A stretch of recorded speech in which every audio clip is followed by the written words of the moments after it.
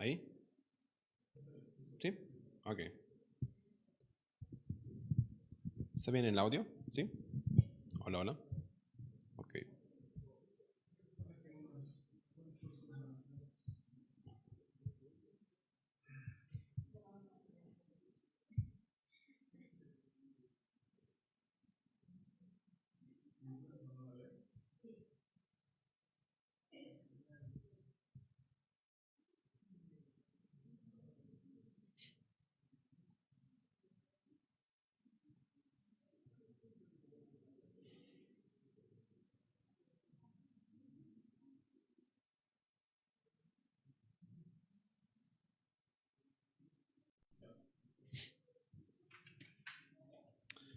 Muy buenas tardes a todos ustedes, amigos, que nos acompañan cada semana.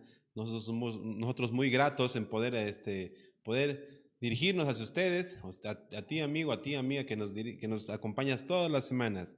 Bien, estamos nuevamente en el curso de identificación de patologías arquitectónicas para el mantenimiento del patrimonio del centro histórico de la ciudad de Arequipa.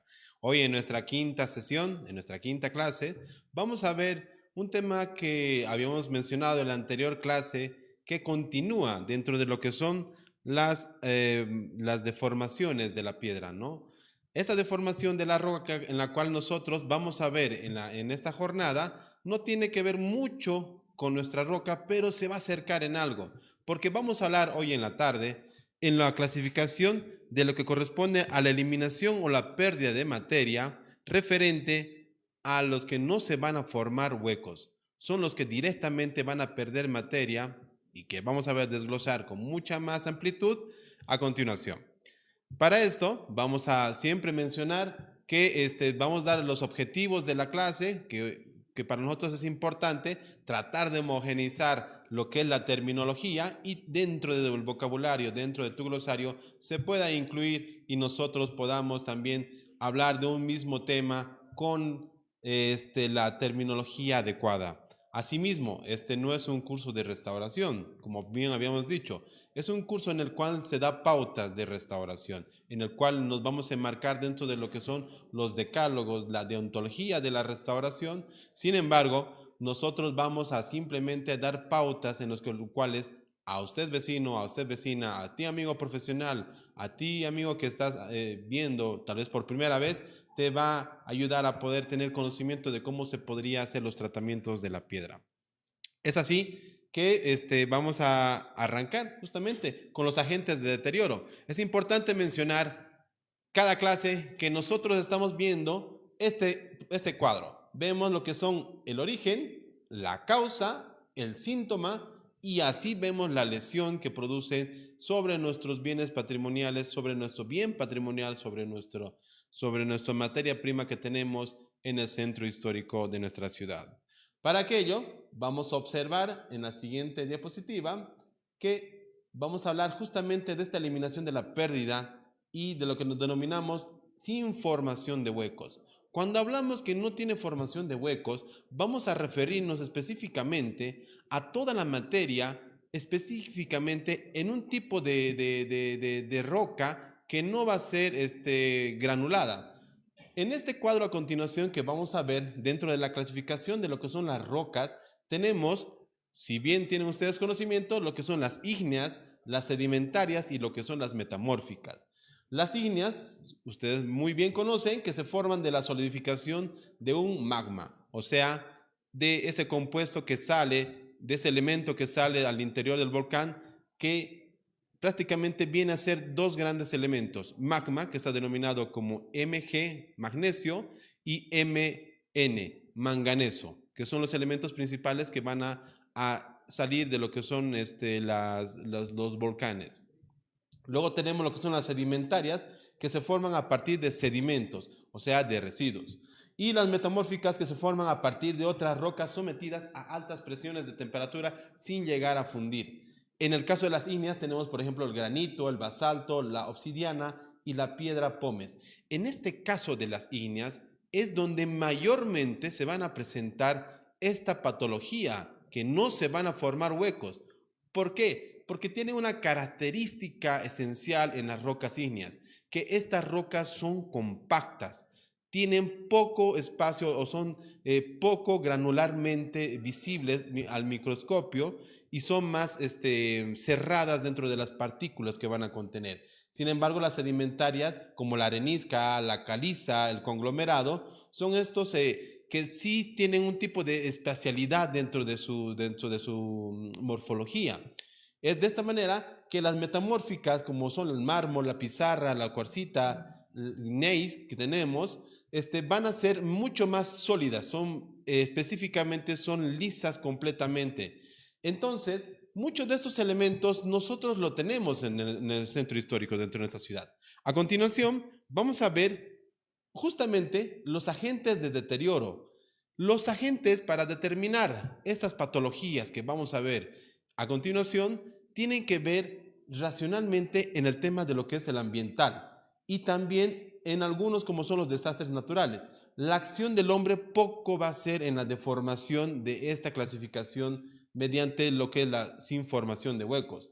Y los biológicos también poco se van a ver a continuación. Es por ello que vamos a hacer un preámbulo de lo que debería de corresponderle al clima promedio que tenemos en Arequipa. Y también, si uno está viendo en alguna otra ciudad, podría tener los datos dentro de los pronósticos que se tienen en estadísticas de sus ciudades, sus correspondientes ciudades, y van a darse cuenta que mucho va a ser el tema de la climatización o del medio ambiente en el cual están rodeados sus de materia prima que van a formar parte de el elemento principal para hacer lo que son los bienes arquitectónicos. Por ello, que nosotros vamos a ver a continuación que dentro de la temperatura, en el tema de nuestra ciudad, la ciudad de Arequipa, tenemos más o menos una oscilación por meses. En el mes donde más incide la temperatura, que llega a los 23 grados aproximadamente en el mes de septiembre, si pueden ver ahí, en la primera línea roja, donde dice alta, ahí se tiene el promedio más alto de temperatura, que llega más o menos a 23 grados centígrados, dentro de una estadística más o menos en septiembre. Y la línea azul, pueden observar que se tiene también como promedio de la más baja. Ahora, cuando hablamos de promedio, no refiere a que esto sea lo más bajo. Estamos hablando de un estándar sacado por mes, racionalmente.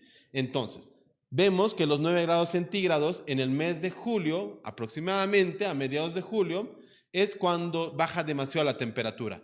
Cuando tenemos esta incidencia de bajas temperaturas y altas temperaturas, obviamente, en las características que tiene nuestra ciudad, donde tiene un tipo de temperatura que es relativamente templada, calurosa, podríamos denominar, ¿no? Es que va a incidir sobre nuestra roca, va a incidir muchísimo sobre nuestra inembrita.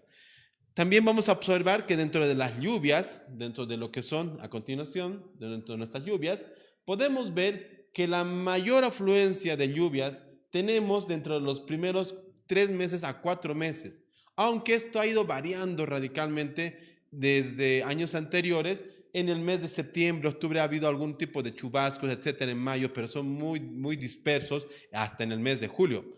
Sin embargo, los meses que promediamente son altos y llegado a los 50 milímetros de altitud, de 55 milímetros aproximadamente, promedio de agua, de fluidez de agua de la lluvia, va aproximadamente la parte más alta en el mes de febrero. Entonces, tenemos que en estos meses van a comenzar entre la baja temperatura y la incidencia de la lluvia, van a comenzar a intervenir y van a comenzar a afectar sobre nuestros bienes arquitectónicos. También vamos a observar un elemento en el cual a continuación en esta diapositiva vamos a poder observar que también el promedio en el viento que tenemos a continuación, ahí lo tenemos, eso, muy bien, tenemos el promedio de viento que tenemos es aproximadamente de 0.8 kilómetros por hora, de 10.1 kilómetros por hora. Ese es el promedio que más o menos incide en los meses de octubre, noviembre. Esos son más o menos los promedios que van a incidir. En el mes de junio existe un tipo de baja kilometraje, si se puede denominar, en el tema de la velocidad, de la incidencia del viento.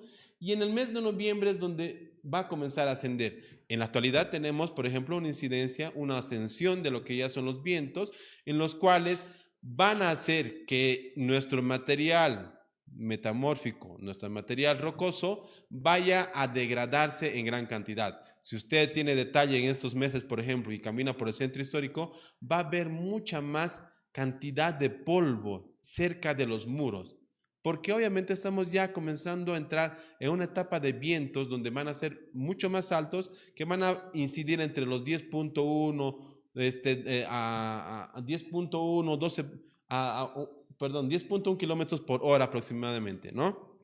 Muy bien, sin más preámbulos, viendo obviamente esas características, vamos a inicialmente ver lo que es la eliminación o pérdida de materia sin la formación de huecos, y en este caso vamos a hablar de la erosión. ¿Qué es la erosión? La erosión es la alteración atmosférica o antrópica que provoca el desgaste o destrucción en superficie de la piedra al exterior. Suele ocurrir por la incidencia del roce del agua o del viento. O sea, estamos hablando aproximadamente de meses de febrero, también meses de noviembre. Pero también por desgaste del uso. En este caso hablando de esculturas, portadas, fuentes, etcétera, etcétera. ¿Por qué hace un tipo de paréntesis en este caso cuando hablamos de elementos que van a degradarse, que son un poco exentos de cuando es una materia prima en volumen? Porque cuando hablamos de este tipo de elementos, nos damos cuenta que este tipo de altos relieves son más propensos a ser destruidos. Porque mientras menos volumen, mientras menos densidad tenga, mientras menos cuerpo, volumen vaya a tener la roca, va a perder mucha más sus características de nuestra misma materia, de nuestra propia materia. Según la dureza del material, la erosión será más rápida o más lenta.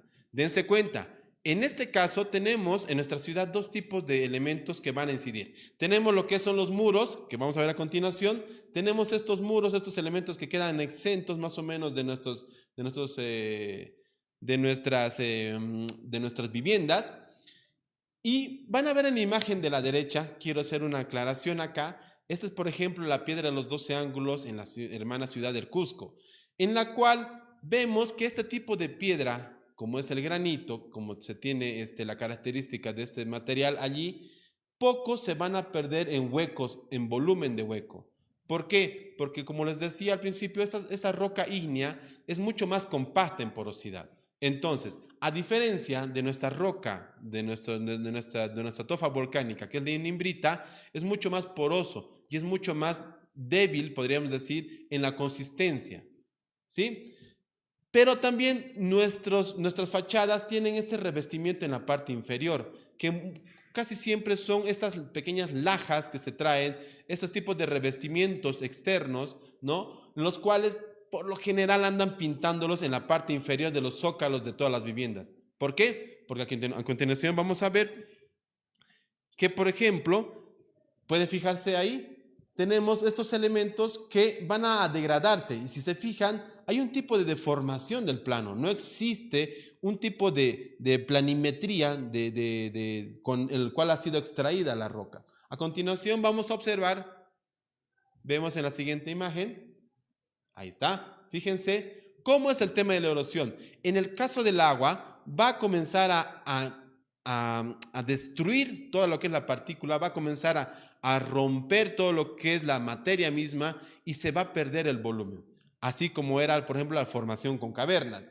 Asimismo, si se fijan ustedes, en la deformación de nuestra roca, de este tipo de enchapado que se hace muchas veces a la altura más o menos de un zócalo que va entre los 60, 70 centímetros hasta 1 metro de altura, va con la finalidad de proteger lo que es nuestro sillar, porque la gran mayoría de nuestro sillar, de nuestra inimbrita, va a perder en materia, va a perder en estructura a la altura que se puede encontrar. ¿Por qué? Porque obviamente el viento, el agua, etcétera, etcétera, hasta el mismo ser humano que transita, va a comenzar a tener un tipo de incidencia directa sobre este material.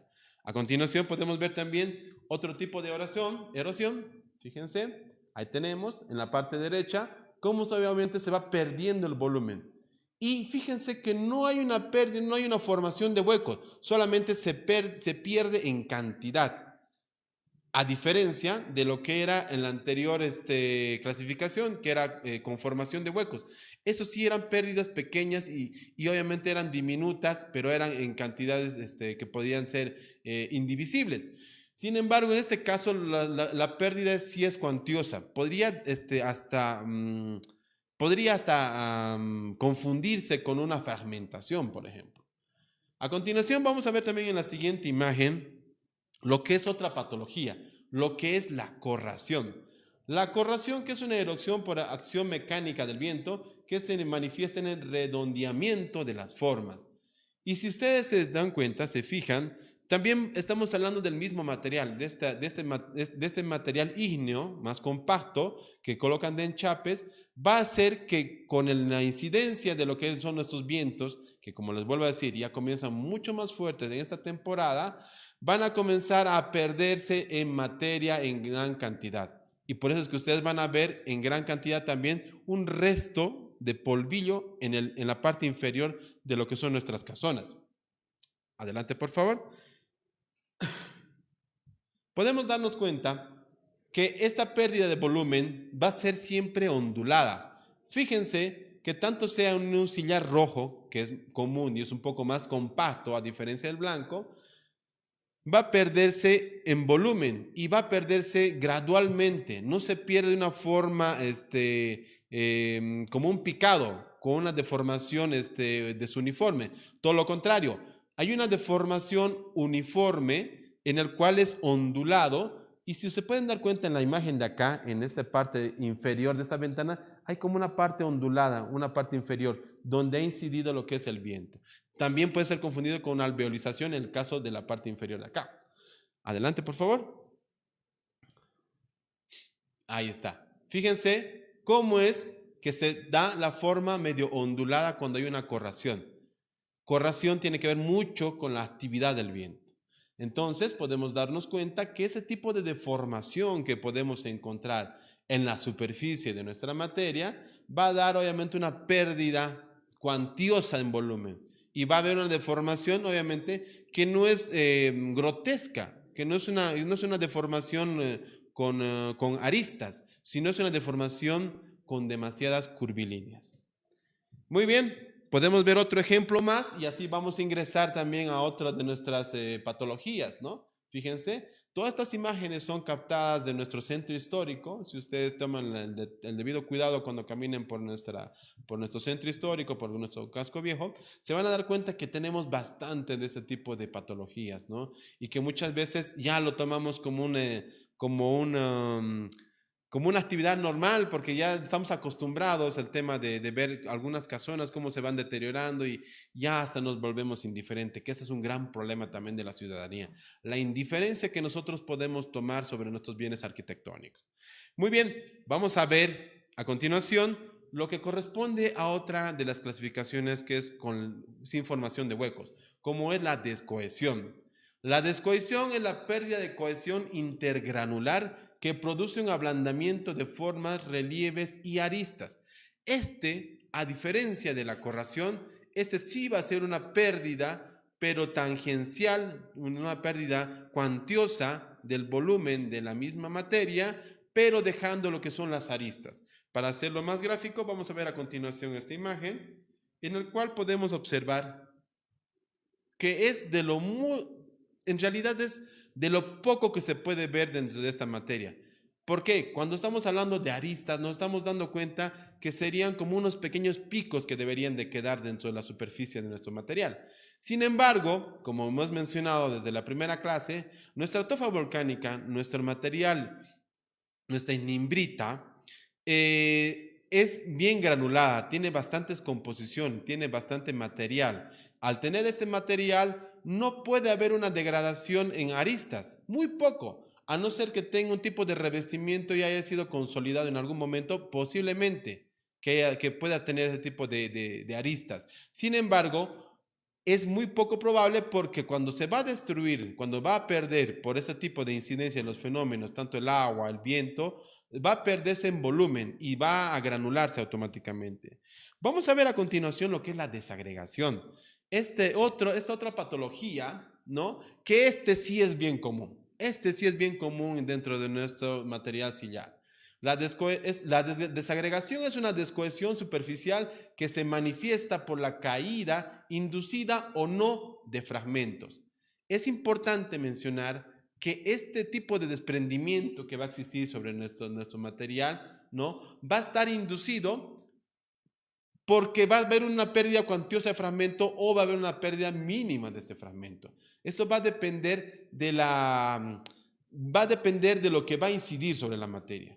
En este caso, el viento podría ser uno de los factores, pero también otro de los factores que puede realmente incidir en la desagregación de nuestro material es la humedad. A continuación podemos observar también otras imágenes. Fíjense, en la parte derecha, cómo esa desagregación va a perder la pérdida del volumen, la pérdida del plano de lo que es nuestro propio sillar y perdón, y va a tener una desagregación.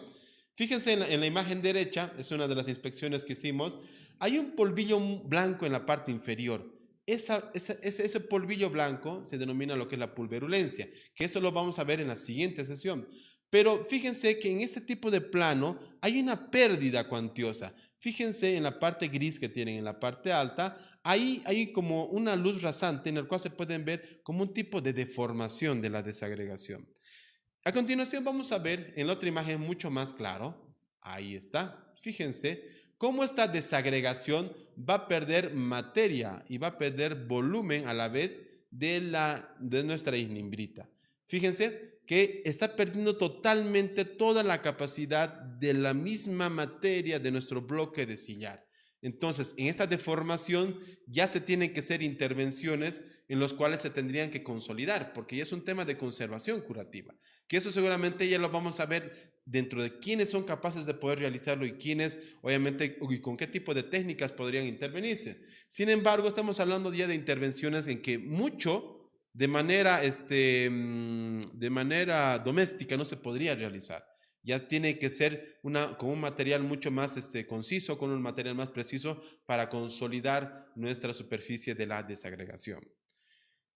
Muy bien, tenemos como última patología, y en este caso vamos a ver muchas más imágenes, porque también es un factor común. Estamos hablando de la disgregación.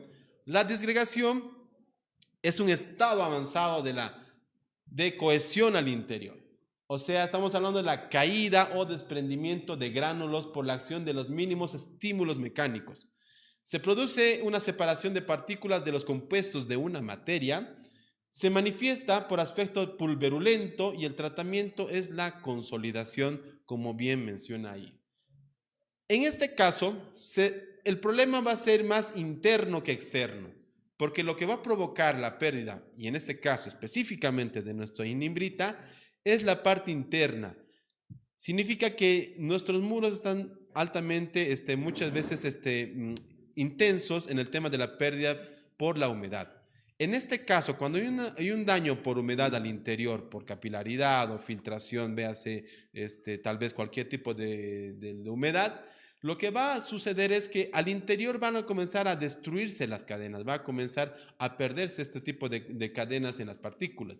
Y de esta manera va a comenzar a desprenderse con cualquier acción, con cualquier movimiento que puede tener al exterior. Estamos hablando de una incidencia que puede ser un mínimo sismo, que estamos hablando que estamos viviendo un territorio sísmico, y por ende, por cualquier movimiento telúrico podría comenzar lo que es la disgregación, o sea, caer todo lo que es el polvillo, porque se están perdiendo, se están descohesionando al interior las partículas del sillar, de la ignimbrita, y de esta manera van a caer en la superficie.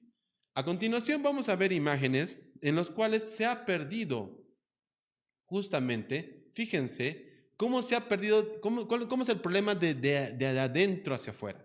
Este problema va a ser que se comience con cualquier movimiento, les vuelvo a insistir, sea un viento, sea una lluvia, sea un movimiento telúrico, o sea la propia persona, el propio transeúnte o la propia persona que tiene desconocimiento y aparentemente tiene un acto de vandalismo y va a incidir sobre nuestra materia, va a descohesionar o va a disgregar lo que es nuestras partículas.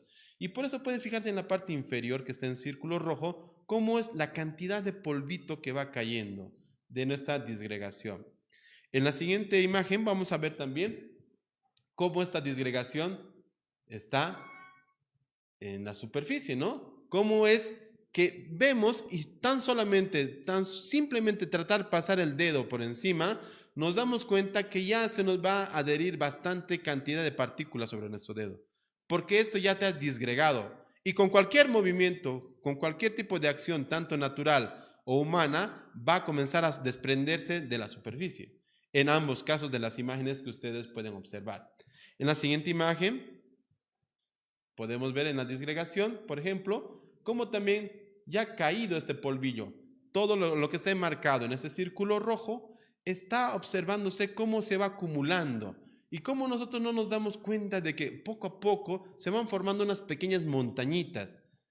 Y obviamente esto es a consecuencia de los movimientos que pueden tener telúricos en nuestra ciudad de Arequipa. En la parte derecha también pueden fijarse en la parte inferior un pequeño cúmulo, ahí en la parte baja, un pequeño cúmulo de este polvo que se va disgregando.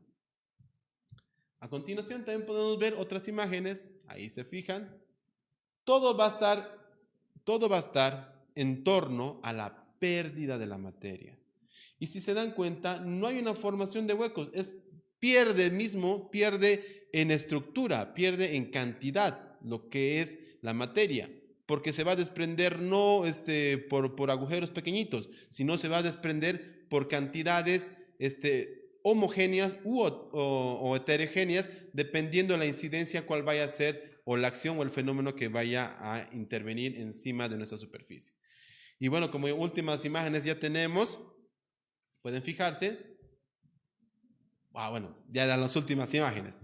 Bien, entonces, hoy día en la clase de hoy hemos querido un poco repasar esta clasificación de lo que viene a ser lo que no es conformación de huecos. O sea, no se van a formar huecos sobre nuestra superficie. Van a perder en su estructura, van a perder en su materia. Nos falta unas 3 patologías más para poder cerrar esta clasificación de lo que es información de huecos. Y después vamos a entrar a un tema, a una otra clasificación, como son los hechos aislados y otras deformaciones que podemos ver en nuestra superficie de nuestra materia prima que está en nuestro centro histórico.